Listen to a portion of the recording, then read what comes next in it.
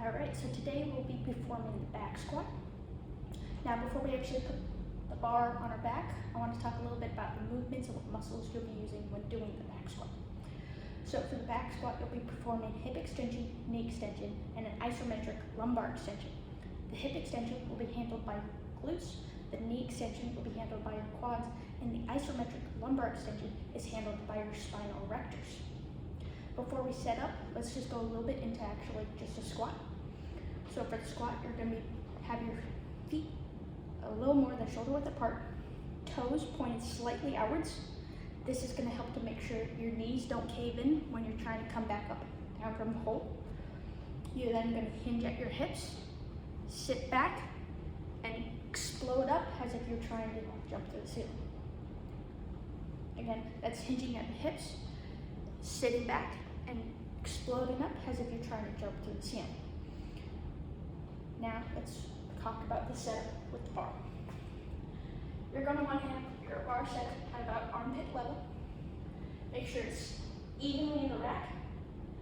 There's then two different ways you can put the bar on your back. You have high bar, where the bar is setting on your upper traps, and you have low bar, where it's on your rear delts. For the purpose of this, we're going to be looking at high bar. So again, make sure it's at armpit level, evenly set up in the rack. You're then going to step in, put it on your upper traps. Now, we want to make sure to not use our knees to pull the bar out and cause some extra quad fatigue. What you're actually going to do is basically just push your hips forward. You're then going to take 3 steps back, a little step, medium step, and then another step. You then have your feet a little wider than shoulder width, toes pointed slightly outwards. Make sure the weight is being distributed through your entire foot. Some people tell you on your knees to put the weight on your heels, but this can make it harder to have you lean back as you're trying to come up. Same thing goes for the toes. You want the weight distributed through your entire foot.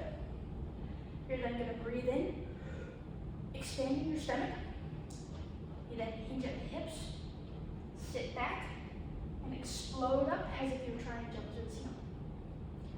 Now, we want to make sure we go all the way to parallel. What I mean by this is basically you just want to get that hip crease, and you want your hip and knee to be lined up. You want it to look like that. And just a straight line between your hip and your knee, okay? So let's go over this again. You're going to make sure the bar is lined up straight, evenly on each side. You then step under, put it on your upper traps. Bring the bar up by pushing your hips forward. Little step, medium step, and then another step to line up the feet. You got your feet a little bit more than shoulder width apart, toes pointing slightly outwards. Breathe in, expanding your stomach, hips back, sit back, and then explode up as if you're trying to jump this. Again, that's hips back, sit back, and explode up as if you're trying to jump through the ceiling. Now, there are a few common errors when it comes to doing the back squat. Now, some people will have a hard time when they're coming up and basically turn it into a good morning, where instead of coming up like this, just straight up and having that straight bar path, they actually come up with their hips first and then it's like that.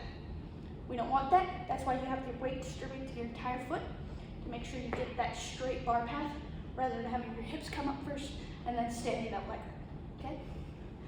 Another problem some people have is getting fully to depth. A way to fix this is if you're having a hard time getting all the way to parallel, try spreading your feet out just a little bit wider. It can make it easier if you've got longer femur bones. It's understandable. Mine's a little bit wider than the shoulder width apart. Just spread your feet out a little bit more, see if that helps. If you're also having a hard time with your knees caving in, you might not be having your toes pointed out about 10 to 15 degrees. So just try pointing them out just a little bit more. And then should be good there. So let's go over it one more time. All right, so the bar spread out evenly on the rack, about armpit level. You then come under, traps. Bring it up by pushing your hips forward. Little step, medium step, and another step. Feet about shoulder width apart, toes pointed slightly outwards. Breathe in, expanding your stomach. Hips back, sit back, and explode up. Again, that's a hip back, sit back, and explode up.